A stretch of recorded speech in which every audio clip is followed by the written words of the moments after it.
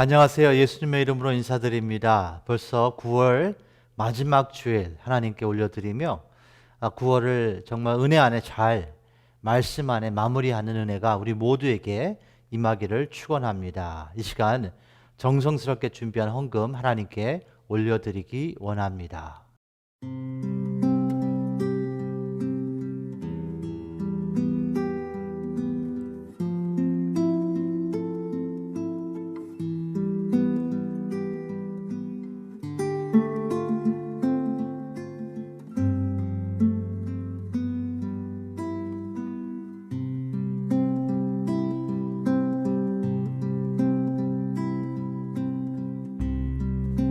아버지 나의 하나님, 말씀하시는 하나님, 나의 길 기도하오니 나에게 말씀하소서. 사랑하는 내 아이야, 두려워하지 말아라. 내 길의 모든 범사가 기한과 때가 있단다.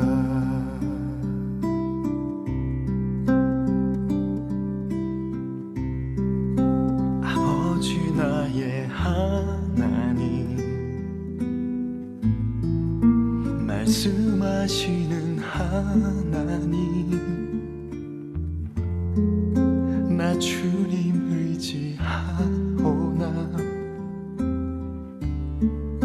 이 길이 힘이 듭니다. 사랑하는 내 아이야, 두려워하지 말아라.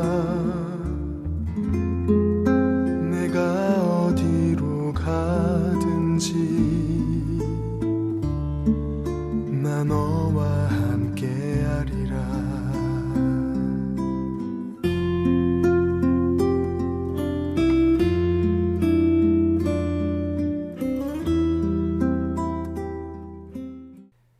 아버지 하나님, 이 시간 부족하지만 우리의 마음을 담아 귀한 물질 이 시간 드렸습니다. 주님 기쁘게 받아주시고 주님의 능력 더하셔서 이 물질이 지혜와 명철 안에 하나님의 뜻을 성취하는 데 쓰임받을 수 있도록 축복하여 주시옵소서. 감사드리며 예수님의 이름으로 기도합니다. 아멘.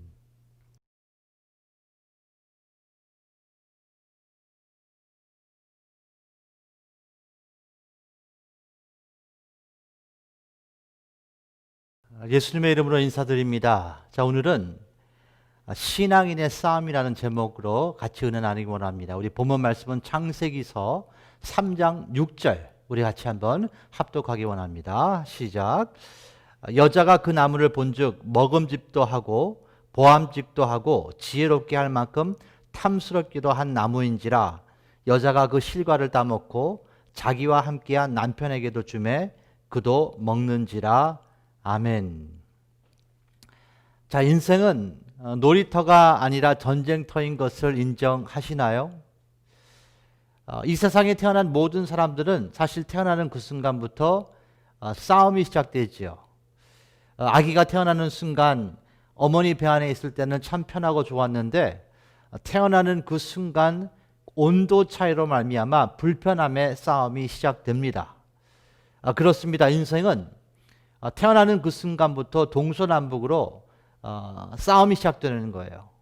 불편함이 있는 거예요. 자, 외부에서 오는 어떠한 문제로 싸움이 시작되는가 하면 또 내부에서 있는 싸움도 만만치 않지요. 아니, 외부와 그 내면의 싸움, 이 중간에 연결고리가 또 있습니다. 자, 그 연결고리가 무엇일까요? 자, 여러분과 저는 신앙인입니다. 예수 그리스도를 영접한 하나님의 자녀인 동시에 예수님의 제자지요. 의인입니다. 그렇다면 우리 신앙인의 싸움은 무엇일까요? 인류의 첫 번째 싸움은 최초의 신앙인이었던 아담과 하와가 경험하게 됩니다. 그들의 최초의 싸움은 부부싸움이 아니었습니다. 그들의 싸움은 사탄의 속삭임으로 시동이 걸리게 됩니다. 자, 인류의 첫 번째 싸움은 사단이 외부에서 공격을 해온 것이지요. 과연 아담과 하와는 이 사단의 음성을 싸움이라는 것을 인지했을까요? 라는 질문을 한번 던져보기 원해요. 그들이 이 속삭임이 들렸는데 그것이 싸움이었는가? 그 싸움을 걸어오는 것을 인지했느냐? 제 생각은 못했던 것 같습니다. 자, 사랑하는 가족 여러분, 사실 많은 신앙인들은 싸움인 것을 인지 못하고 싸움을 받아들이는 것 같아요. 쉽게 말씀드립니다. 자, 우리 생각에 속삭임이 들려온다고 생각했어요. 이런 속삭임이 들려올 수 있지요. 하나님을 믿는데 왜 너는 그렇게 힘들게 사니? 이런 속삭임이 들릴 수 있어요. 자, 이게 무슨 의미입니까? 이 속삭임은 그냥 속삭임이 아니라 싸움을 걸어오는 거예요. 그 싸움의 목적은 우리의 믿음을 흔들기 위해서 걸어오는 것이죠. 이런 생각을 갖게 하는 것이에요. 왜 너는 그렇게 사니? 하나님을 믿는다고 하면서 그러면서 생각하는 게 하나님은 없어서 그래. 하나님을 믿어도 소용이 없어. 아니면 하나님이 너를 버렸기 때문에 너는 그렇게 사는 거야. 자, 이런 생각을 또 주면서 우리의 믿음을 흔들어 놓는 거예요. 이것이 싸움이라는 것이에요. 또한 이런 속삭임도 있지 않습니까? 아이고, 부부 사이가 나쁠 때, 그때 그 남자랑 결혼했어야 되는데, 그때 그 여자랑 결혼했어야 되는데, 아니, 한 단계 더 나가서 이런 속삭임으로 다가올 수 있어요. 너 아직 늦지 않았다. 이런 속삭임 말입니다. 자, 이게 진짜입니까? 아니, 뭐가 늦지 않았어요? 그 전에 있던 남자, 그 여자는 벌써 시집장가 다 가서 결혼 생활하고 있는데 뭐가 늦지 않았습니까? 그런데 이런 속삭임을 우리한테 주므로 말미암아 가정을 파괴하기 원하는 그런 싸움이 뒤에 전개된다는 것이에요.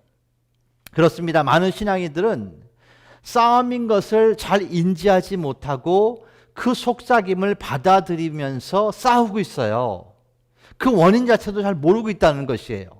자, 이제 사단의 유혹에 아담과 하와는 치열한 싸움이 시작됩니다. 그들의 싸움은 선악과를 먹느냐 아니면 먹지 않느냐의 싸움이었습니다. 하와는 이 문제 때문에 네 명의 갈등이 있었어요. 내열의 치열한 싸움이 전개됩니다. 아니, 싸움의 차원을 넘어서 전쟁이 그 내면에서 이루어지고 있었다는 거예요. 한쪽 마음에서는 이렇게 말합니다. 참 먹음직도 하네. 참 보암직도 하네. 참 지혜롭게 할 만큼 탐스럽기도 하네. 이런 소리가 들려오는 거예요. 오늘 본문은 이 상황을 이렇게 기록합니다. 창세기 3장 6절이에요. 여자가 하와죠. 여자가 그 나무를 본즉 먹음직도 하고 보암직도 하고 지혜롭게 할 만큼 탐스럽기도 한 나무인지라 여자가 그 실과를 따먹고 자기와 함께한 남편에게도 주매 그도 먹는지라. 이렇게 기록되어 있습니다. 자, 여기서 먹음직하다는 이 의미는 하와가 배가 고파서 식욕이 있다는 의미가 아니에요. 여기서 보암직하다는 그 의미는 그 실과가 너무나 멋있다는 그런 의미가 아닙니다. 여기서 지혜롭게 할 만큼 탐스럽다는 의미는 선악과를 먹으면 똑똑해진다는 그 의미도 아니에요. 자, 그렇다면 왜 성경은 3장 6절에 창세기 3장 6절에 이런 표현을 하고 있고 이런 표현의 의미가 무엇일까? 자, 그 답을 창세기 3장 4절과 5절에서 답을 찾습니다. 자, 4절부터 제가 읽을게요. 뱀이 여자에게 이르되, 사단이죠. 저희가 결코 죽지 아니하리라. 너희가 그것을 먹는 날에는 너희 눈이 밝아 하나님과 같이 되어 선악을 알 줄을 하나님이 아심이니라. 이렇게 사단이 속삭입니다. 자, 선악과는요, 사단이 이 이야기를 하기 전이나 이후나 달라진 것이 아무것도 없습니다. 그러나 사단의 이 속삭임을 들은 하와의 마음에는 하나님과 같이 되고 싶다는 정욕, 마음의 욕심이 생기는 그 순간 선악과가 달라 보이기 시작한 거예요. 마음의 정욕이라는 그 조미료가 이제 더해지는 거예요. 음식에 조미료를 더하듯이 마음에 어떠한 정욕이라는 조미료가 더해지면 선악과가 먹음직스럽고 보암직스럽고 지혜롭게 할 만큼 탐스럽게 보이기 시작했다는 것입니다. 이것이 사랑하는 가족 여러분, 신앙의 싸움이라는 거예요. 자, 예수님의 제자였던 사도 요한은요, 이 사단의 유혹을 통해 영적 싸움을 이렇게 설명합니다. 신약에서요. 아마 사도 요한도 이 같은 영적 싸움을 많이 하신 것 같아요. 그는 이렇게 기록합니다. 요한일서 2장 16절입니다. 우리 한번 같이 합독하기 원합니다. 시작. 이는 세상에 있는 모든 것이 육신의 정욕과 안목의 정욕과 이생의 자랑이니 다 아버지께로 쫓아온 것이 아니요 세상으로 쫓아온 것이라. 그는 이렇게 기록해요.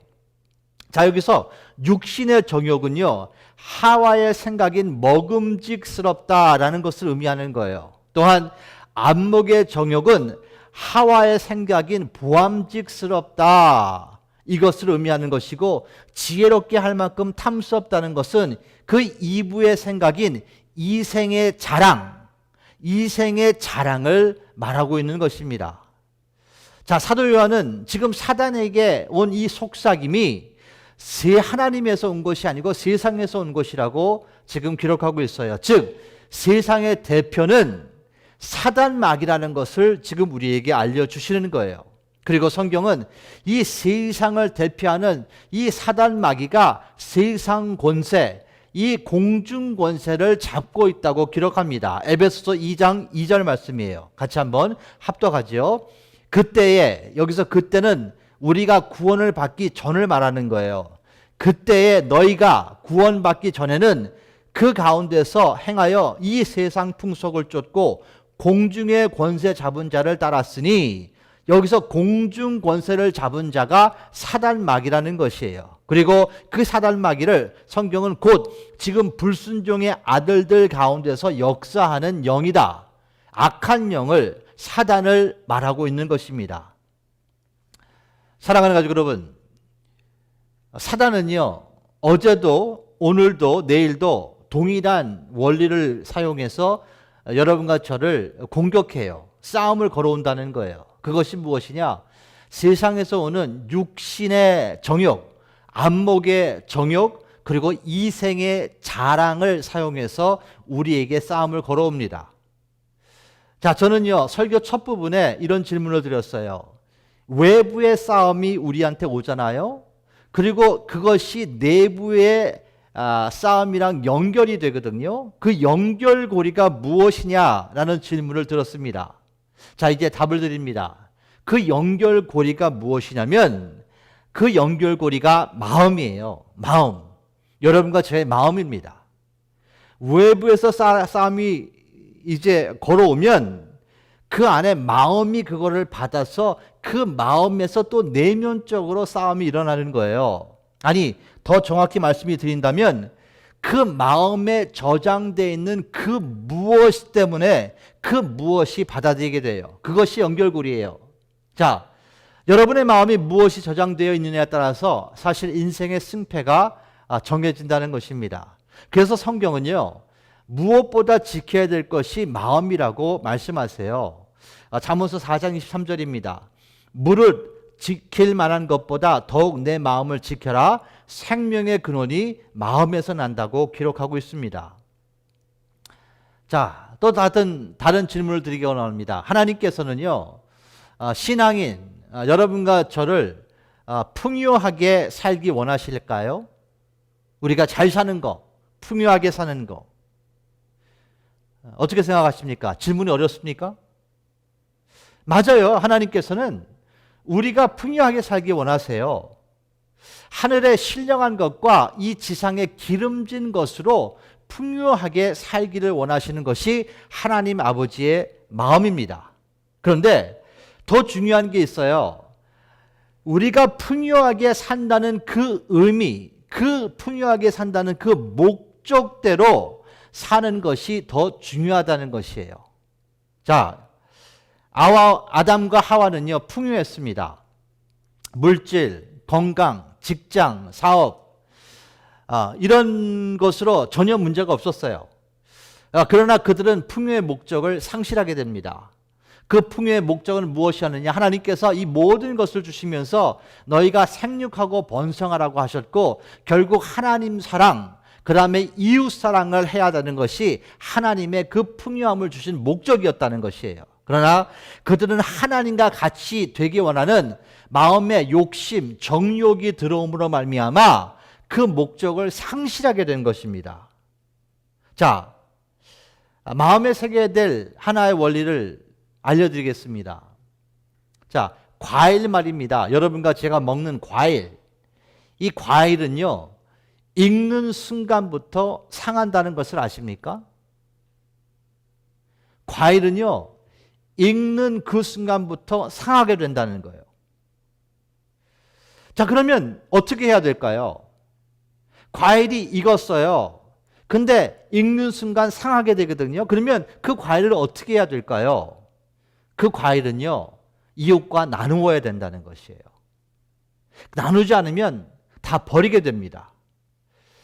자, 저는 풍요도 마찬가지 원리가 적용된다고 생각해요. 풍요의 목적은 사실 나눔이에요. 그 나눔을 하지 못할 때 그 풍요가 여러분 상하기 시작하는 거 아십니까? 풍요가 상합니다. 그 풍요가 상하는 과정을 저는 죄라고 표현하고 싶어요. 자, 죄는 그 원어로요, 성경에 있는 원어로 히브리어로 하타라는 단어고요, 헬라어로는 할마시아라는 단어입니다. 자, 이것은 무슨 의미를 갖고 있느냐? 하나님의 표적에 벗어나다, 하나님의 관역에 벗어나다라는 그 의미를 갖고 있어요. 다시 말해서 죄는 하나님의 목적에서 벗어나는 삶이 모두 죄가 된다는 것입니다. 자, 하나님께서 과일을 주셨어요. 우리가 풍요하게 살라고. 그러나 그것이 익는 순간 상합니다.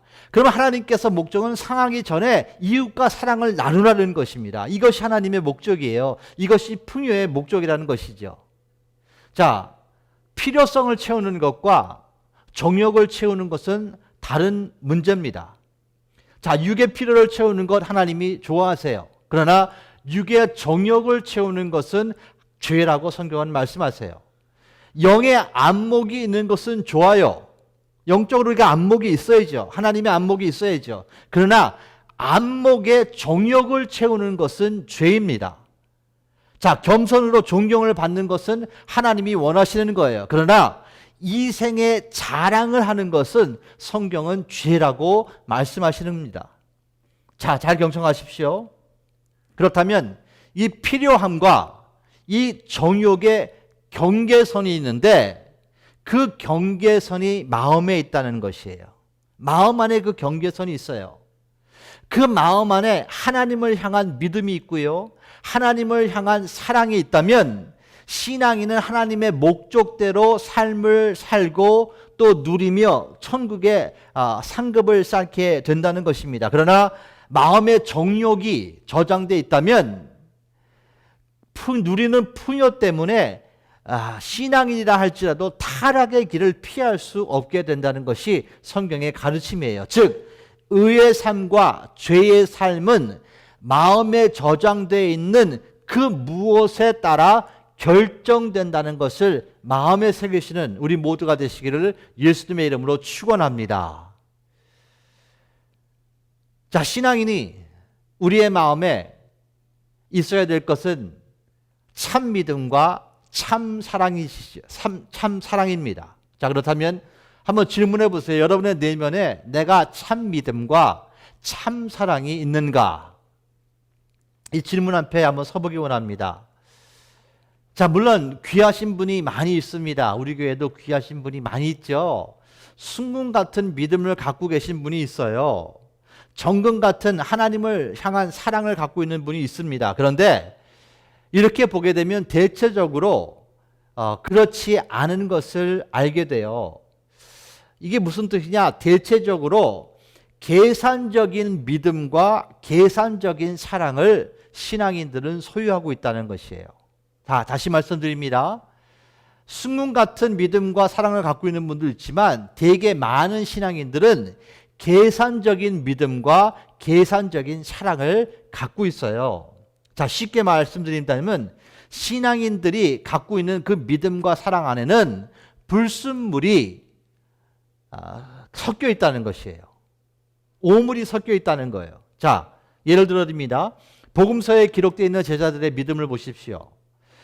그들을 보게 되면 대중이 볼 때는요, 그 제자들을 볼 때는 예수님과 같이 다니면서 사역도 하고 그러면서 대중이 볼 때는 그가 엄청난 믿음이 있는 것 같이 보였어요. 그래서 사람들이 제자들을 찾아와서 병을 고쳐달라 그랬고 귀신을 쫓아달라 그랬는데 그들은 병도 고치지 못하고 귀신도 쫓지 못합니다. 왜 그렇습니까?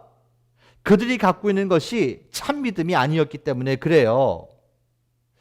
그들의 마음에는 무엇이 차 있었냐면 육신의 정욕, 안목의 정욕, 이생의 자랑으로 꽉 차였기 때문에 그것을 하지 못했다는 것이에요. 하나님의 기적을 행하지 못했다는 것입니다. 가족 여러분, 여러분의 믿음은 어떠하다고 생각하십니까? 혹 여러분이 갖고 있는 믿음이 정금 같은 믿음인가요? 아니면 거래를 토대로 한 믿음인가요? 속 보인다 그러죠? 아유, 속 보이는 짓 하네, 저 친구. 속 보이는 믿음이 있다는 거예요. 정금 같은 믿음이 있는가 하면 속 보이는 믿음이 있어요. 자, 그 차이를 알려드립니다. 자, 먼저 그의 나라와 의를 구하면 그 모든 것이 더해지리라. 요한복음 6장에 있는 이 말씀을 한국 사람들이 매우 좋아합니다. 자, 그런데 질문을 드립니다. 앞 구절인 먼저 그의 나라와 의를 구하라. 이 구절이 더 좋습니까? 아니면 이 모든 것이 더해지리라 이 후반절에 있는 구절을 여러분이 더 좋아하십니까? 그 후반절, 그 후자 구절을 먼저 선택해서 첫 번째 있는 그 앞에 있는 구절을 여러분이 행한다면 이거는 순전한 믿음이 아니고 거래적인 믿음이라는 거예요. 왜냐하면 그 모든 것을 더해지는 것을 내가 추구하기 때문에 그것을 추구하기 때문에 하나님의 나라를 구하는 것이거든요. 이것은 순금의 믿음, 정금의 믿음이 아니고 어느 정도 거래가 있는 것입니다. 거래가. 그런데 이 거래가 언제 빵꾸 나냐면 그의 나라와 의를 먼저 구했어요. 그랬는데 그 모든 것이 더해지지 않으면 하나님께 시험 드는 거예요. 다시 말해서 순전한 믿음이 아니고 참 믿음이 아닌 것은 결과적으로 시험에 들게 되게 된다는 것입니다. 자, 여러분의 믿음은 어떠하십니까? 순전한 믿음입니까? 아니면 거래와 타협이 섞여 있는 믿음입니까? 여기에 여러분이 내면으로 답을 하셔야 돼요. 자, 하나님을 향한 신앙인들의 사랑은 어떤가요?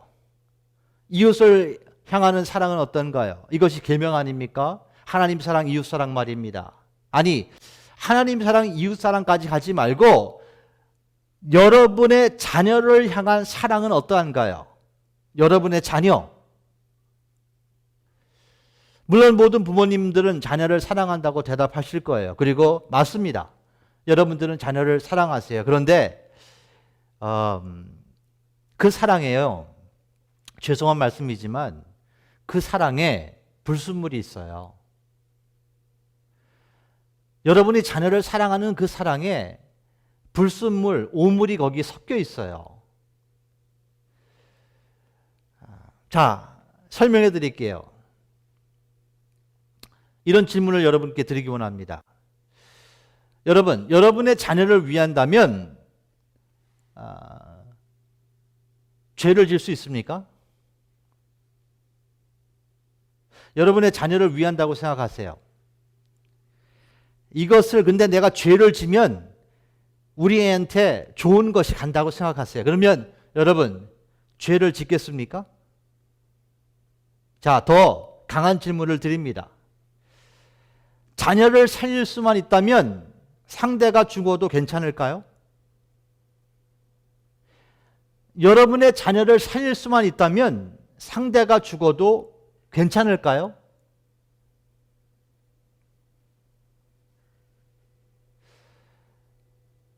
자녀를 살릴 수만 있다면 상대가 죽어도 괜찮다고 생각한다면 말이에요.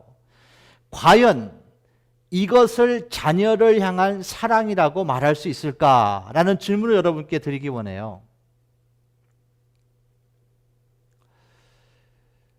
여러분은 이것이 사랑입니다. 자신은 사랑이라고 말할 수 있어요. 그런데 그 사랑에는 죄라는 불순물이 섞여 있다는 것입니다. 이것이 인간의 사랑이에요. 이것이. 하나님의 사랑은 그렇지 않습니다. 그러나 인간의 사랑은 그래요. 하나님의 사랑은 죄가 없는 사랑이에요. 우리의 인간의 사랑은 죄가 섞여 있는 사랑이라는 거예요. 자, 이 같은 원리는요, 사실 교회를 섬길 때도 적용이 됩니다. 교회를 섬긴다고 하면서 그 안에 죄가 있을 수 있거든요. 헌금을 하면서도 그 헌금 안에 죄가 있을 수도 있어요. 직분을 받았는데 그 직분 안에도 죄가 있을 수 있습니다. 참 너무나 적나라하고 또 거친 표현이 아닌가 생각해요. 그런데 성경이요, 신앙인들에게 이렇게 우리의 의에 대해서 이렇게 설명해 주십니다. 그 말씀이 이사야서 64장 6절이에요. 이렇게 선포합니다. 대저 우리는 다 부정한 자 같아서, 잘 보세요.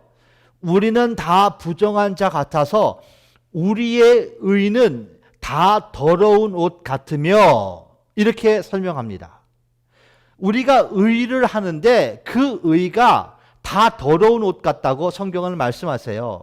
자, 여기서 더러운 옷 같다는 그 의미는요, 걸레라고 생각하시면 됩니다. 걸레. 여러분과 제가 하는 모든 의가 성경이 말씀하시기를, 하나님이 말씀하시기는 걸레 같다는 거예요. 걸레. 자, 질문 드릴게요. 걸레가 깨끗합니까? 걸레가 더럽습니까? 질문이 좀 어렵죠? 걸레가 깨끗합니까? 걸레가 더럽습니까? 사랑하는 가족 여러분, 혹 여러분께서 오늘 자신의 믿음과 사랑에 오물이 섞여 있다는 것을 인정하신다면 여러분 축하드립니다. 여러분이 교회를 섬길 때, 여러분이 헌금할 때, 여러분이 직장 생활할 때, 여러분의 삶에서 예배 드릴 때, 여러분의 모든 섬김, 여러분이 생각하는 그 의 안에 오물이 섞여 있다고 인정하시면 여러분 축하드립니다. 왜냐하면 이것이 성화의 길이기 때문에 그래요. 자, 복음의 사도였던 바울, 신유의 은사로 말미암아 병을 고쳤던 바울, 귀신을 쫓았던 바울, 기도의 달이며 설교의 대가였던 바울, 그는 신앙인으로서, 사도로서 말입니다, 자신의 그 치열한 싸움을 이렇게 고백합니다. 로마서 7장 22절부터 있어요. 내 속사람으로는, 바울이 얘기하는 거예요, 내 마음으로는 하나님의 법을 즐거워하되, 23절, 내 지체 속에는 또 한 다른 법이 내 마음의 법과 싸워 내 지체 속에 있는 죄의 법 아래로 나를 사로잡아 오는 것을 보는도다. 오라, 나는 곤고한 사람이로다. 이 사망의 몸에서 누가 나를 건져내랴. 이렇게 기록합니다. 자, 사도 바울은요, 하나님의 말씀을 들으면 마음이 즐겁다고 고백합니다. 그래서 즐거운 마음을 가지고 그 말씀을 행하려고 했는데, 그 자신의 마음 안에 또 다른 무엇이 숨어 있는 게 있는데, 그것이 정욕이라는 거예요. 그 정욕이 나를 끌어당겨서 죄로 이끈다는 것입니다. 그러면서 자신은 공고한 사람이다. 하나님의 법을 아는데 그것을 행해야 되는데 내가 선을 아는데 선을 행치 못하는 나를 보면서 하나님께 나는 공고한 자입니다. 이 사망의 몸에서 누가 저를 건져낼 수 있겠습니까? 이러면서 처절한 절규를 지금 하고 있는 것이에요. 이 공고한 바울을 누가 건져낼 수 있을까요? 이 처절한 애통과 절규 가운데 누가 그를 구원할 수 있을까요? 그 답이 8장에 나오는데 그것이 복음입니다. 그 구원할 수 있는 분이 예수 그리스도라고 바울은 선포합니다. 자신의 죄 앞에서 처절한 싸움을 선포한 바울은 이제 복음을 선포하며 하나님께 감사를 드립니다. 자신의 이 같은 죄를 위해서 십자가에서 죽으시고 부활하신 예수 그리스도를 찬양하며 그분의 복음의 능력 안에서 자신은 새로운 피조물이 됐다는 것을 그는 선포합니다. 로마서 8장에 그 내용이 쭉 있는데 1절과 2절만 같이 합독합니다. 그러므로 이제 그리스도 예수 안에 있는 자 안에는 결코 정죄함이 없나니 이는 그리스도 예수 안에 있는 생명의 성령의 법이 죄와 사망의 법에서 너를 해방하였도다. 이렇게 기록하는 거예요. 다시 말해 자신이 그 민감하게 느끼는 그 모든 죄가 있는데 그 죄를 위해서 예수님께서 십자가에 죽으시고 부활하신 것을 다시 복음을 통해서 모든 것이 그 내면에서 정화되는 것을 사도 바울은 느끼면서 그래서 기독교인들은 정죄함이 없다. 이렇게 선포하시는 것입니다. 사랑하는 가족 여러분, 이 같은 신앙의 치열한 싸움은 통과한 기독교인들은요, 절대로 하나님의 공의를 구하지 않아요. 하나님의 저스티스를 구하지 않아요.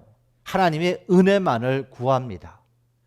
공의를 우리가 구하는 그 순간 우리는 사망의 몸이 되기 때문에 그런 거예요. 공의를 구하는 순간 우리의 죄가 모두 드러나기 때문에 우리의 심지어 의 안에도 썩은 죄가 그 안에 있기 때문에 공의를 구하는 순간 우리는 살 수가 없기 때문에 이 같은 치열한 싸움을 통과한 기독교인은 공의를 구하지 않고 은혜를 사모하게 되는 것입니다. 그리고 그러나 신앙인들은 또한 순금 같은 믿음과 하나님을 향한 사랑을 절대 포기하지 않아요. 왜냐하면 하나님의 은혜가 우리와 함께 하시기 때문에 그런 것입니다. 받을 자격이 없는 우리에게 선물로 주시는 은혜가 있기 때문에 정금 같은 믿음과 하나님을 향한 사랑을 절대 포기하지 않습니다. 슬픈 자에게 화가를 주시는 은혜가 있지요. 제 대신 희락을 주시는 은혜가 있습니다. 슬픔의 옷을 벗겨주시고 찬송의 옷을 벗겨주시는 하나님의 은혜가 우리와 함께하기 때문에 우리는 참 믿음과 참 사랑을 포기하지 않는 것이에요. 사랑하는 가족 여러분, 예수님의 십자가 죽음과 부활을 믿는 신앙인들은 은혜로 말미암아 의인이 된 사람들이에요. 우리는 이 지상에 거하는 교회입니다.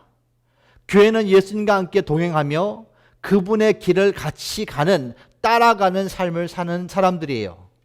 비록 한 주간 치열한 전쟁이 있을 수 있습니다. 그러나 예수님과 동행하심으로 승리하시고 이 지상의 빛과 소금으로 쓰임 많은 우리 모두가 되시기를 예수님의 이름으로 축원합니다. 기도합니다. 아버지 하나님, 한 주간도 여러 싸움이 있는 것을 고백합니다. 그 싸움을 참 믿음과 참 사랑으로 승리하기를 원합니다. 오늘 말씀하시되 우리는 부족하여 우리의 의에는 더러움이 있다는 것을 마음에 새깁니다. 그러나 그것이 그 깨달음이 은혜인 것을 고백하며 그것이 성화의 길인 것을 고백합니다. 바울이 그것을 고백하며 하나님을 더욱더 사모하며 복음의 능력으로 더욱더 새로운 피조물이 된 것 같이 우리 모두도 한 주간 살면서 그 하나님의 참 믿음과 참 사랑을 붙잡고 승리하시는 우리 모두가 될 수 있도록 축복하여 주시옵소서. 이제는 우리를 위해서 십자가에서 죽으시고 부활하신 예수 그리스도의 은혜와 그 은혜를 보내신 하나님의 놀랍고 크신 아가페 사랑과 은혜 가운데 말씀으로 다가오신 성령님의 교통하시가 역사하심이 이 자리에 있는 아버지의 모든 자녀들 위해 그들의 가정, 직장, 사업체 위에 이 시간부터 영원토록 함께 하실지어다. 아멘.